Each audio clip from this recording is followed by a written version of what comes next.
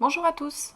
Dans cette vidéo, nous allons nous intéresser à la translation et nous allons voir comment faire des constructions sur feuille blanche. Donc vous avez déjà vu normalement la construction sur quadrillage.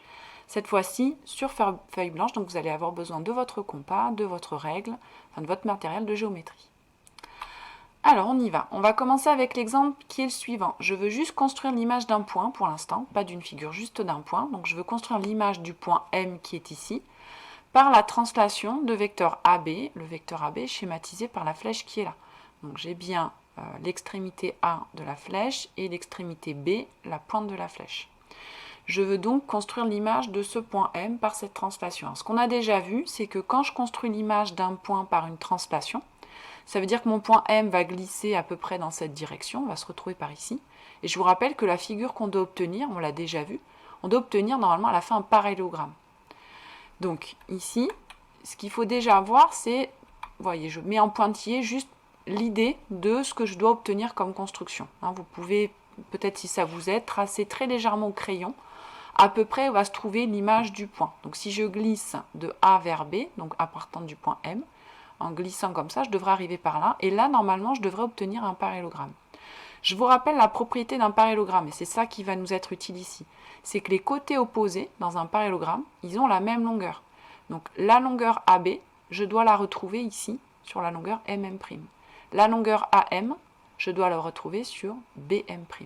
Et bien ces égalités de longueur, c'est ce que je vais reporter au compas.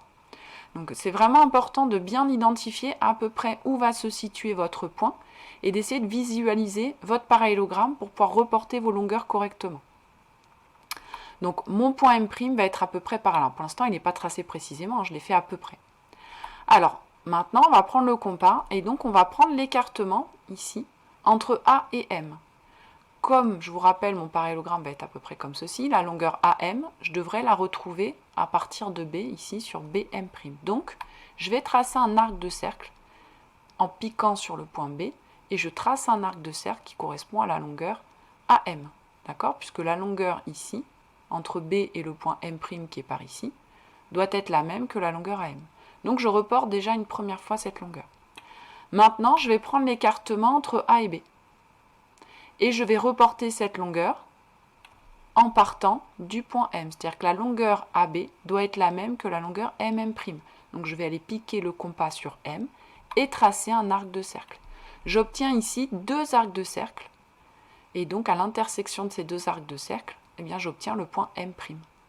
Donc vous voyez, c'est la même construction que ce que vous avez fait quand on vous donnait 3 points donnés et qu'il fallait construire le 4e point pour obtenir un parallélogramme. C'est ce que vous avez fait l'année dernière en 5e avec les parallélogrammes. Et là, on va l'utiliser pour la translation. Donc ici, on obtient le point M'. Alors je trace en pointillé, ne tracez pas en trait plein, mais en pointillé légèrement, sans trop appuyer. Et ce qui est important, c'est bien de marquer ici, laisser les marques de compas et indiquer le point M'. Donc M', c'est l'image de M par la translation de vecteur AB. On voit que la longueur AB, comme on a reporté la longueur ici en piquant sur M, c'est la même que MM'.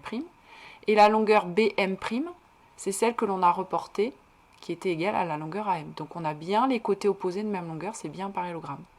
Donc voilà, on a construit l'image d'un point par une translation. C'est simplement reporter des longueurs en utilisant le compas et bien se rappeler de ce que c'est qu'un parallélogramme. Alors on peut faire la même chose maintenant, mais à partir d'une figure. Donc là, je veux tracer l'image du triangle ABC par la translation de vecteur P, P'. Ben, je vais faire la même chose, simplement je vais le faire avec chacun des points A, puis B, puis C. Donc je vais commencer ici avec A, je prends l'écartement entre P et P' avec le compas, je le reporte en piquant sur A, puisque là en fait, P, A, A' et P', je devrais avoir un parallélogramme ici, faut essayer de bien visualiser. Donc la longueur P, P' doit être la même qu'en face, donc je pique sur A, je fais une marque de compas. Ensuite, je prends l'écartement entre P et A, et je vais aller piquer sur le bout de la flèche en P' ici, et j'obtiens ici le point A'. Donc vous voyez que la construction que l'on fait là, c'est la même que ce qu'on a fait juste avant, mais je le fais avec A. Et bien après ces constructions-là, on fait exactement la même chose avec B, puis avec C. Donc j'obtiens le point B' ici, le point C' ici, c'est-à-dire que l'écartement PP', je l'ai piqué sur B, j'ai obtenu cette marque de compas, et l'écartement entre P et B, je l'ai piqué sur P', j'ai obtenu cette marque de compas. Et puis pareil avec C. Donc j'obtiens mes 3 points ici, A', B', C', il ne me reste plus qu'à les relier. Et j'obtiens A', B', C', qui est l'image du triangle ABC par la translation de vecteur P'. Voilà, cette vidéo est terminée.